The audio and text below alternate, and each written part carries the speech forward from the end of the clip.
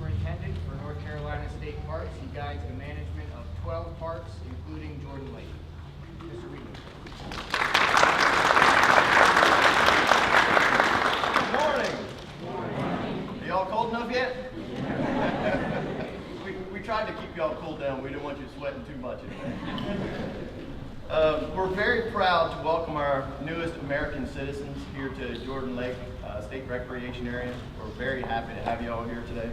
Welcome to Jordan Lake. This park draws 1 million visitors a year here in North Carolina.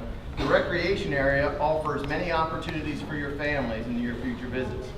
The area provides many swim beaches, hiking trails, boating opportunities, and over 1,000 campsites here. So this is a great place to come and bring your families to recreate. We're a part of the North Carolina State Park system. All across the state, we have 40 state parks. In all of these state parks, we provide a lot of different recreational opportunities to address all ages and all abilities. So you'll always have a chance to do just about anything in all of our state parks. Our parks stretch from the mountains to the sea. We have the highest peak in the east at Mount Mitchell State Park, and we also have the largest sand dune at Jockey's Ridge out on the ocean. So we have a very diverse state park system. All of our staff that are all here today will be available all throughout the day if you have any questions or concerns about our state parks, or if you have questions about where the closest state park to where you live may be. It will be a great time to ask the staff here.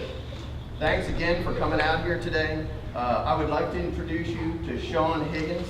He's our lead interpretation and education manager for North Carolina State Parks.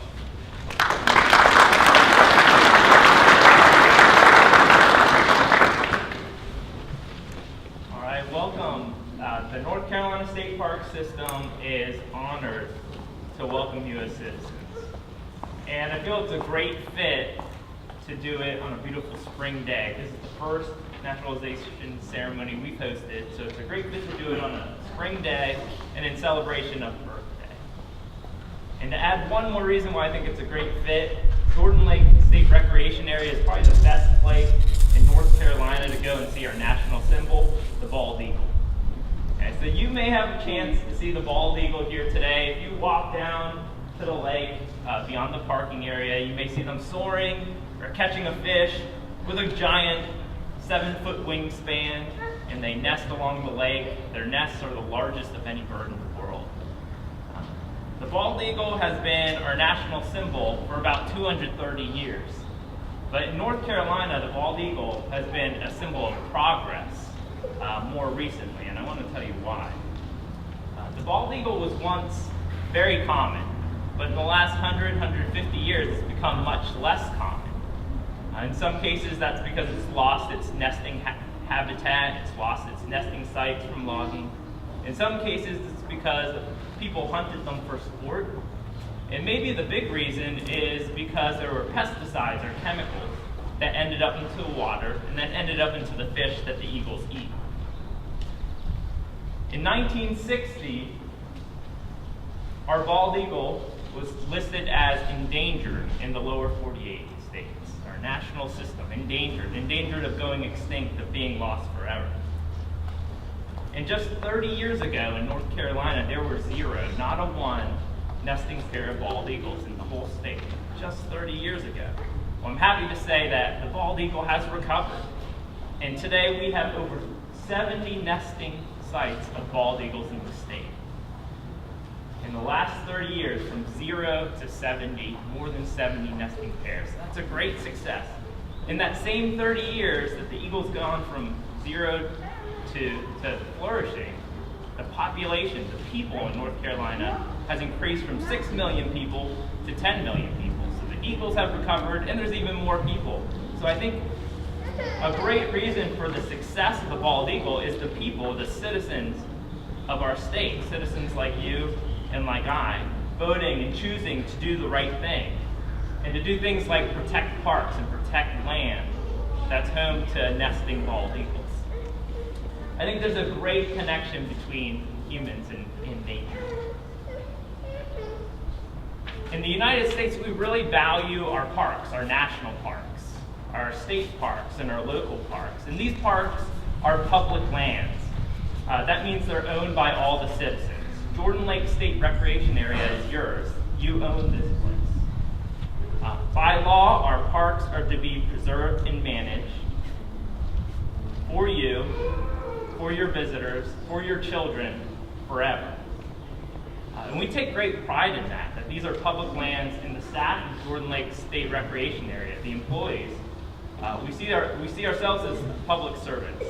And I think I noticed the pride that our park staff put into this place and put into preserving it for citizens just by how well maintained and clean and beautiful this park is kept. So I thank our staff for doing such a good job as public servants for that. And as new citizens, if you ever get the chance to vote in favor of parks, I hope you will. Not only is this park a great place, like Jay mentioned, to come and swim and camp and fish and picnic, it's also an incredible natural home to amazing diversity, a diversity of living things, plants and animals. And I'm proud to say that we have identified or found 313 different varieties of birds in this park. 313 different species, from the giant bald eagle to the tiny hummingbird. Some of them spend their winters in Brazil or Nicaragua or Mexico, so from all over the world. 313 different kinds for diversity. We also have at least 14 different species or different kinds of snakes. And we're proud of that too. It's a little bit cold. I don't think they'll be coming out. So if you're not into snakes, the park rangers, we love snakes. But all this diversity is amazing. Plants and animals, and scientists tell us that diversity in the environment keeps that environment healthy and resilient. And I think that just in the same way, the great diversity of our people in the United States of America is what makes us even more successful. America has such a proud tradition of welcoming immigrants from all over the world. And America benefits from these diverse people sharing their talents, their ideas, and their traditions. Most Americans have a naturalization story to share. So I'd like to briefly share one of mine. My great-grandfather was Nicola Lamorgis, and he arrived to Ellis Island from Italy in 1905. And like so many Americans, he came in search of a better life. He took a job in a factory making hats to support him, so he and my great-grandmother could support a family of 7 children. But he kept alive the farming traditions he brought over from Italy through gardening, and he passed that along to his children. Well, several years ago, I had the opportunity to go back to the home where my great-grandfather, Nicola Lamorgis, where he lived until he was 89 years old. And I asked my grandfather, Dominic, where was great-grandfather's garden? And he pointed to a lawn area, and he said it was there, he had lined it with bricks. So I took a shovel, and I went to that lawn, and I started digging. And I found those bricks that he used under the grass to line his garden. And I took a bunch of those home with me. And last week, my 4-year-old son and I went to our small garden, and we lined that garden with those same bricks. And my 4-year-old son, whose name is Evan Nicola, named after his great-grandfather, we planted a garden and continued that tradition. So we continued that old world gardening tradition with the same bricks. And we added our new tradition because I like spicy, so we planted a lot of jalapenos. And I don't know that my great-grandfather ever ate jalapenos, but North Carolina hot summers, which we'll be having soon, do really well for this holiday. Well, today, we want to thank you for your hard work in completing the path of citizenship. And we encourage you to share your unique traditions and perspectives, because the diversity that you offer strengthens our communities and ensures a bright future for the United States of America. Thank you.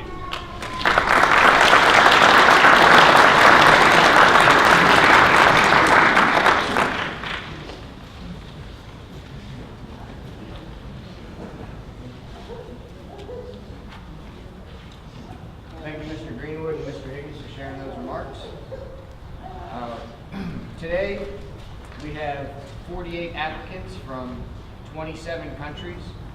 We'd now like to recognize the former countries of nationality. So when your country is called, please stand up and then have a seat so that we can recognize all the nationalities. So, in no particular order.